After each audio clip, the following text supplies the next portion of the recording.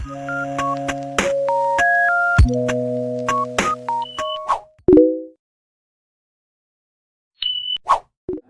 warahmatullahi wabarakatuh. Perkenalkan, saya Arvina Agustin, mahasiswi Fakultas Ilmu Kesehatan Universitas Galuh, program studi Ilmu Keperawatan tahun 2019. Pada kesempatan kali ini, saya akan memberikan penyuluhan online atau promosi kesehatan secara online kepada teman-teman sekalian. Dan kenapa penyuluhan ini dilaksanakan secara online? Karena kan mengingat adanya COVID-19 yang melarang kita untuk berkerumun. Maka dari itu saya melaksanakan penyuluhan ini secara online, di mana audiensnya itu adalah seluruh teman-teman sekalian yang menonton video ini sampai dengan selesai. Pokok pembahasan pada kesempatan kali ini yaitu mengenai bagaimana sih cara agar kita ini terhindar dari paparan virus, salah satunya yaitu virus COVID-19. Nah, sebagaimana ditanyakan oleh teman-teman saya seperti yang ini. Dan mungkin nanti untuk membahas materi atau topik ini, saya akan ditemani oleh ibu saya sendiri untuk mewakili teman-teman sekalian yang menonton video ini sampai habis. Dan kali ini saya sudah bersama ibu saya yang akan menemani saya membahas mengenai bagaimana sih cara mencegah agar tubuh kita ini terhindar dari paparan virus COVID-19. Sebelumnya kita kan harus mengetahui terlebih dahulu apa itu virus COVID-19 ini. Jadi virus COVID-19 ini merupakan suatu virus baru yang ditemukan sekitar pada tahun 2019 dan virus ini menyerang pada sistem pernapasan kita dengan gejala yang biasa ditemukan yaitu seperti sesak napas, kemudian juga demam, suhu tubuh melebihi 38 derajat Celcius, kemudian juga ada menggigil, batuk, pilek, dan juga kehilangan indera pengecap dan juga pembau. Nah, virus COVID-19 ini biasanya menyerang orang-orang dengan sistem kekebalan tubuh yang rendah. Maka dari itu, di sini saya akan mencoba membahas mengenai bagaimana caranya agar sistem kekebalan tubuh kita itu bisa lebih baik sehingga bisa terhindar dari paparan virus COVID-19. Nah, orang-orang yang memiliki sistem kekebalan tubuh yang rendah ini biasanya yaitu anak-anak atau bahkan orang tua atau lansia. Kenapa?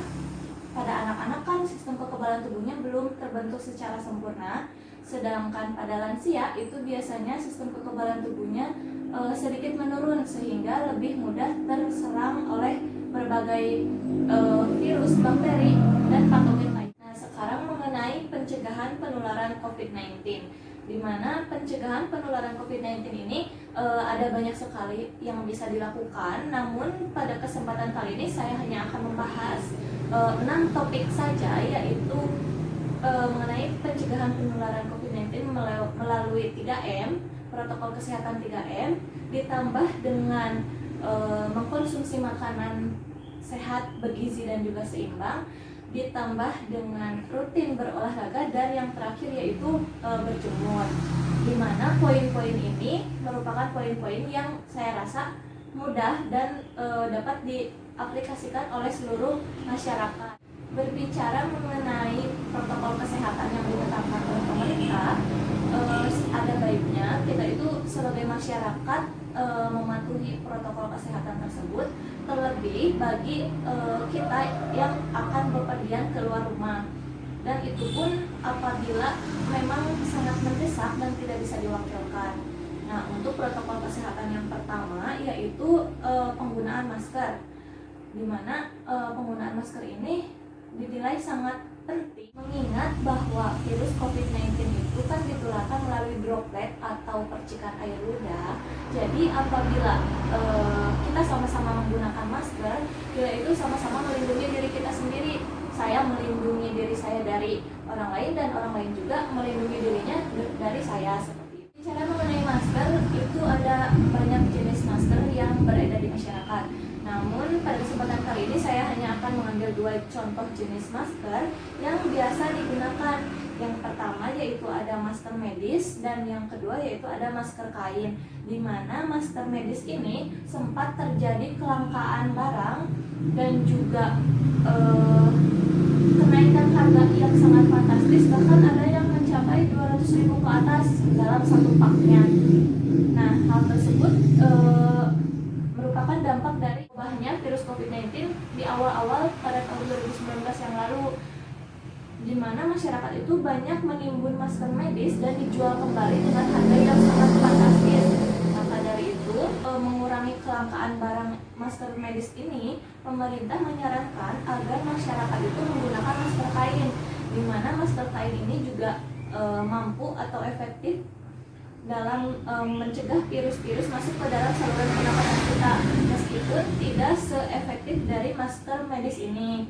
Nah, masker kain ini juga bisa digunakan oleh masyarakat dengan catatan masker kainnya itu minimal 3 lapis, sehingga virus atau bakteri itu lebih sulit untuk menembus dan masuk ke saluran pernapasan kita. Untuk jenis masker ini sendiri, apabila kita menggunakan masker medis itu harus langsung dibuang, karena memang masker medis ini hanya digunakan 1 kali pakai saja, sedangkan untuk masker kain ini bisa dicuci dan digunakan kembali, sehingga lebih praktis dan juga tidak membutuhkan banyak biaya karena harus membeli masker secara terus-menerus. Cara penggunaan masker ini sendiri agar lebih mudah dipahami, kita praktikkan saja. Untuk langkah yang pertama, yaitu kita ikat terlebih dahulu tali yang bagian atas. Kemudian dilanjutkan dengan mengikat tali bagian bawah. Usahakan tidak ada celah yang bisa menyebabkan virus atau bakteri itu masuk ke dalam saluran pernapasan kita. Kita cek apakah masker kita ini sudah menutupi bagian hidung dan juga dagu. Apabila sudah menutupi, berarti penggunaan maskernya sudah benar. Sedangkan ketika menggunakan masker medis, pada bagian atasnya ini kan terdapat lubang yang ditujukan untuk disesuaikan dengan bentuk hidung, sehingga menutupi bagian. Cara pembukaan atau pelepasan maskernya itu dimulai dari pembukaan tali bagian bawah. Tali bagian bawah, kemudian tarik yang tali bagian atas. Nah, seperti ini. Langsung kita cuci, atau apabila menggunakan masker medis langsung dibuang ke tempat sampah. Dan usahakan jangan menyentuh masker bagian depannya ini, karena ditakutkan ada bakteri atau virus yang menempel di masker yang telah kita pakai tadi itu. Poin yang kedua ada mencuci tangan, di mana mencuci tangan ini juga sangat penting untuk dilakukan, mengingat tangan ini sendiri itu merupakan media yang paling mudah dalam penyebaran suatu virus atau bakteri. Misalnya saja apabila kita telah memegang suatu barang yang kita tidak tahu apakah barang tersebut bersih atau justru mengandung banyak kuman atau bakteri, kemudian kita melakukan penyentuhan pada area muka, atau misalnya kita makan, menyentuh makanan, kemudian makanan tersebut masuk ke saluran pencernaan. Nah, ditakutkan virus-virus tersebut akan lebih mudah menyebar di dalam tubuh kita. Maka dari itu mencuci tangan itu sangat penting dilakukan dan wajib dilakukan sesering mungkin. Nah, untuk ibu saya tanya, apakah sering kami mencuci tangan atau tidak?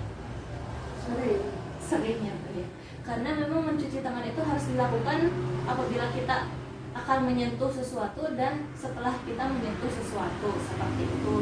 Nah, mencuci tangan ini sendiri bisa dilakukan dengan teknik 6 langkah selama 20 detik, baik itu mencuci tangan menggunakan sabun dan air mengalir maupun dengan hand sanitizer. Langkah-langkahnya sama saja, yaitu dengan 6 langkah. Bisa dicontohkan ya Bu, seperti ini.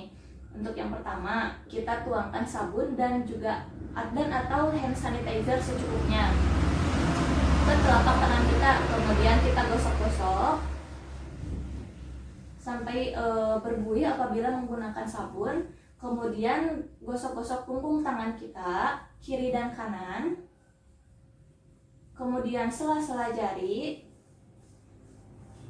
Yang keempat, buku-buku jari. Yang kelima, ibu jari. Dan yang terakhir yaitu kuku-kuku. Nah, apabila menggunakan hand sanitizer itu kan secara otomatis langsung kering ya Bu ya, karena kan mengandung alkohol. Sedangkan apabila menggunakan sabun, ini tuh harus dibilas dengan menggunakan air mengalir dan langsung dikeringkan. Nah, kenapa harus langsung dikeringkan? Karena kuman atau virus dan bakteri itu senang menempel pada benda-benda yang lembab atau bahkan basah sekalipun, sehingga harus segera dikeringkan, baik itu menggunakan tisu sekali pakai maupun dengan menggunakan hand. Nah, untuk mencuci tangan ini sendiri sebenarnya lebih efektif menggunakan air dan sabun mengalir daripada menggunakan hand sanitizer. Namun hand sanitizer ini juga sangat penting untuk kita selalu sediakan bila mana kita itu sedang berada di tempat yang tidak memungkinkan kita untuk mencuci tangan dengan menggunakan air dan juga sabun mengalir. Seperti misalnya ketika kita di dalam bus, ketika kita di tempat-tempat umum yang tidak ada sarana dan prasarana untuk melakukan cuci tangan dan menggunakan air dan sabun, maka alternatifnya yaitu menggunakan hand sanitizer. Yang ketiga yaitu ada mengenai menjaga jarak, di mana menjaga jarak ini penting dilakukan khususnya bagi mereka yang memang memiliki keperluan untuk pergi keluar rumah dan mengharuskan mereka untuk bertemu dengan orang banyak. Nah, seperti itu. Jarak yang aman untuk dilakukan social distancing ini yaitu sekitar 1 meter atau 1,5 meter dari depan atau belakang atau kanan kiri kita, sehingga kita itu aman dari kontak langsung dengan orang lain. Seperti itu. Lebih aman lagi apabila kita menggunakan masker dan kemudian kita juga melaksanakan peraturan yang satu ini yaitu menjaga jarak. Itu akan lebih mengurangi resiko kita terpapar virus COVID-19 ini. Seperti yang selanjutnya yaitu ada mengkonsumsi makanan sehat, bergizi dan juga seimbang. Nah, dimana sangat penting sekali untuk kita memenuhi asupan nutrisi tubuh kita ini dengan seimbang gitu, dimana di dalamnya mencakup ada karbohidrat, protein, mineral, lemak dan lain sebagainya. Nah, itu penting sekali untuk kita penuhi secara seimbang agar tidak terjadi kelebihan atau kekurangan nutrisi seperti itu. Karena kan apabila kelebihan juga itu tidak baik, bisa menyebabkan obesitas dan menyebabkan mudahnya penyakit-penyakit lain itu masuk ke dalam tubuh. Dan apabila kekurangan itu juga tidak baik untuk tubuh, karena tubuh tidak mendapatkan asupan nutrisi yang cukup seperti itu. Nah, biasanya untuk makanan yang bergizi dan seimbang itu dilambangkan dengan sepiring. Maksudnya itu di dalam sepiring itu terdapat ada proteinnya, ada karbohidratnya, ada mineral, vitaminnya dan lain sebagainya. Maka dari itu tubuh kita itu akan menjadi lebih terjaga daya tahan tubuhnya dan kebugaran tubuh pun akan meningkat seperti itu. Nah, yaitu ada rutin berolahraga, di mana olahraga ini bisa kita lakukan di rumah dengan durasi 15-20 menit atau bahkan 20-30 menit per harinya secara rutin.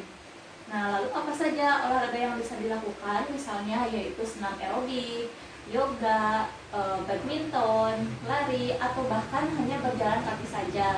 Nah, itu dapat meningkatkan daya tahan tubuh kita agar lebih sulit terserang atau terpapar suatu virus yang akan masuk ke dalam tubuh.